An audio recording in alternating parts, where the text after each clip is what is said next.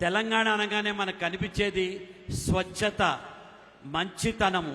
మీరు గమనించండి, ఎవ్వరింటికి పోయినా అర్ధరాత్రి 12కి పోయినా ఛాయ్ తాగించకుండా, బిర్యానీ తినిపించకుండా, కూసబెట్టి మాట్లాడకుండా పంపించే సంస్కారం ఒక్క తెలంగాణలో ఉంది.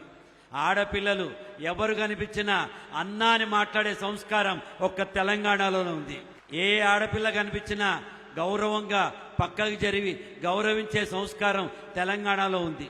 ఎన్ని పైసలున్నా తల వంచి అన్నా అని అవతల వాడిని మాట్లాడే సంస్కారం మన తెలంగాణలో ఉంది. ఇక్కడ బలుపు లేదు, బలం ఉంది. బలుపు లేదు, ఇక్కడ బలం ఉంది. ఇక్కడ మంది మార్గదులు ఉండరు, బలగం ఉంటుంది. ఇక్కడ మనసు స్వచ్ఛము, మనుషులు స్వచ్ఛము, నీరు స్వచ్ఛము, గాలి స్వచ్ఛము.